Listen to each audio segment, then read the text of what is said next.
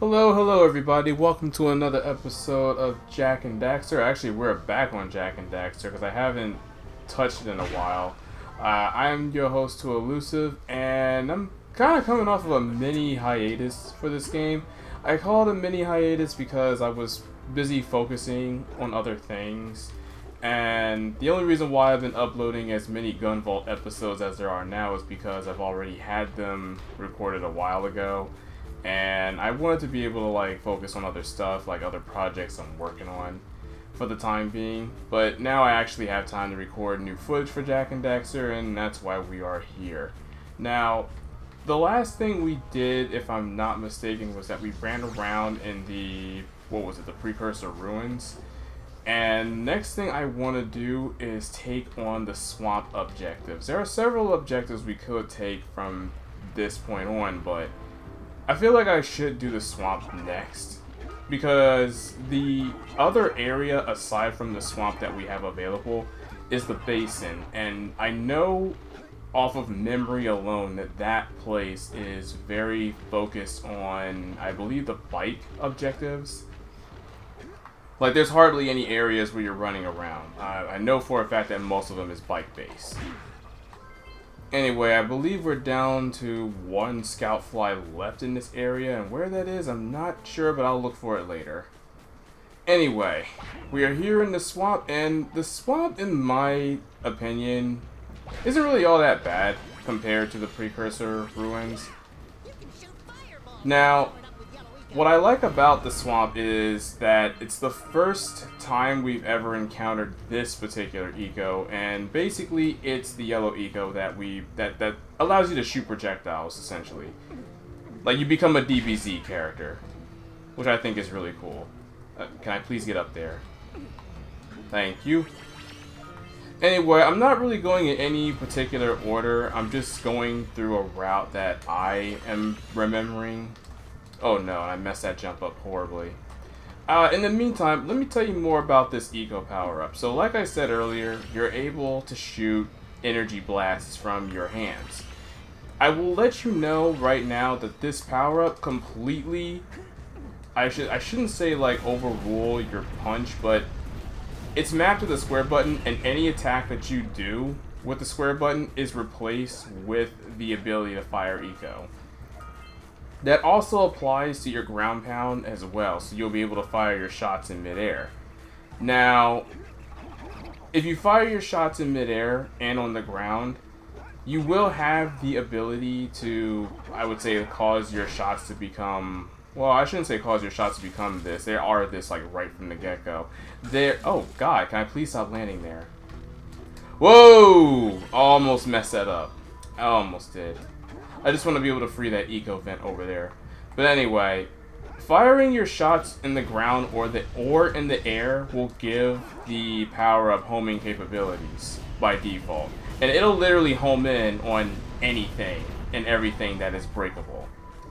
Now, one other thing I also have to mention when it comes to this power-up is that it does have the ability to shoot in first person when you view in first person mode like this.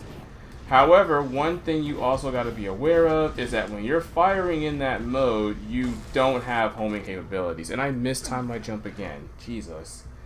Anyway, you don't have homing capabilities when you're aiming in first person, so you want to keep that in mind. Wow, I just cannot judge that jump properly. I think I've gotten, I've messed up that jump 3 times now? And I can't break that thing up there unless I have the yellow eco. So let me go over here. There we go. So I'm just going to take a moment, aim up, shoot that.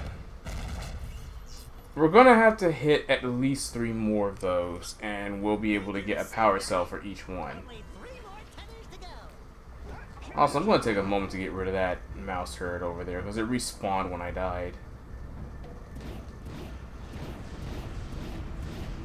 There we go. That's better. So I'm just going to go up here, grab the power cell, and we'll be able to continue to the next area. As far as how this whole level is structured, I will say that it's sort of easy, but not very easy to lose yourself. as long as you remember exactly where you visited, you won't have too much of a problem navigating through this stage. And yes, I just did a leap of faith there and thought I could get away unscathed, but I was wrong. But anyway, it's relatively easy to get lost in this stage. Oh my lord, I cannot land on these platforms, I swear. My goodness. I did not mess up this bad in like the test playthrough footage, I swear. But anyway, back to what I was saying. It's really not at all like I should say like hard to lose your way. I mean, as long as you're paying attention to every detail and where you've been. Oh my lordy, I just wanted the orb. Good lord. I just wanted the orb. As long as you're not like you're paying attention to where you are going, then you should be fine. And also, as you can tell, the tar basically deals more damage every time you step into it. So that's also another thing you want to watch out for. Oh my goodness. Okay. So you want to know what happened here? When I was trying to punch the lurker, the yellow ego power was still active. That's another thing I should point out about this power-up. When you are powered up with yellow eco and it finally runs out, stop mashing square, because what's going to happen is that you're going to continue to like punch as if you still have yellow eco. And as you can see there, it'll, you know, I've met my own demise because of that. Can I really not hit those crates? Like, wow. There we go, that's better. Okay, let's get across and hope that I do not die. Thank you. I swear to you guys, I did not mess up this badly during the test footage. Like, played flawlessly when I was like doing test footage stuff. Anyway, it's also worth noting that the yellow eco can also break through these boxes here, and because I ran out of juice, I'm gonna have to get some more. I'm just taking a minute to pay attention to my surroundings and remember exactly where it is that I have to go and where I've been through, just so I'm not running around in circles here. But I do want to get those orbs. There we go. And I don't have to destroy these crates, but it's like, I'm here. Why not? Now, is there anything of interest up here? I mean, I could go up here, but there'd be no point. Just thought I'd give it a try. I should also mention that those particular spike barriers won't hurt you unless they jut out of the surface like that. Because their hurt box animation doesn't come out until, like, they're moving. But as long as they're sitting still, you should be fine. Now, you don't have to come here in the method that I did, but if you decide to come that way, it'll take you right to the swamp minigame. Howdy, friends. Enjoying my beautiful swamp? I own these here parts. Everything that doesn't sink into the mud, that is. Judging by the smell, I'd wager your bathtub sank in the mud long ago. What's a bathtub? Anyway, I got bigger problems now. Seems some nasty lurker varmints are grousing about, snatching everything they can get their grubby little paws on, and scaring away my pet hip hog, Farley. He's been missing for nigh on to a coon's age. I've been putting out his favorite snack, but those ornery swamp rats keep stealing them. If you could keep those pesky critters away long enough, I just know Farley will smell them vitals and come back. Will you help me out? Good. Those rats will be back any time. Shoot all them rats. Keep them from eating at least one of them snacks. Alright, so the name of the game here is to spray and pray. Basically, you want to go ahead and kill all of these rats that show up and keep an eye on each and every one of these streets, because if they even get to one of them, the game's over. And also pay attention to which one is getting too close for comfort and try to take it out as soon as you possibly can. But other than that, you have unlimited yellow eco, so there's no reason why you shouldn't be shooting. Just, like I said, spray and pray. And if you need an indicator on how close a rat is getting, if you hear one of them squeak, immediately turn to that snack and kill them. Because that game gives you like an extra second to kill them before they run away with it and the game's over. But other than that, just keep shooting at them and eventually the waves will stop. I think there's at least like 3 waves, and then after that, the minigame will end. If I'm not mistaken, this should be the final wave here. Alright, that should be it. Oh, get rid of these 2.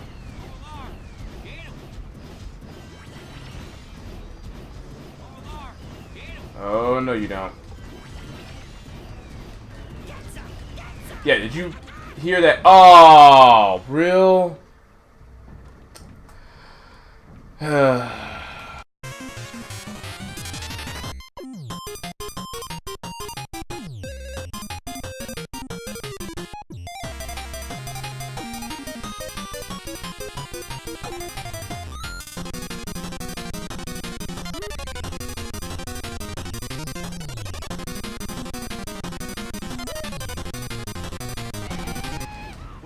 There we go.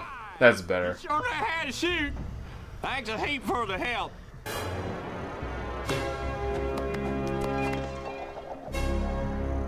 So yeah, the only real difficulty with that is that, again, because you're in first person, the shots are not guided by anything. Really? I can't shoot that lurker? Alright. I got you.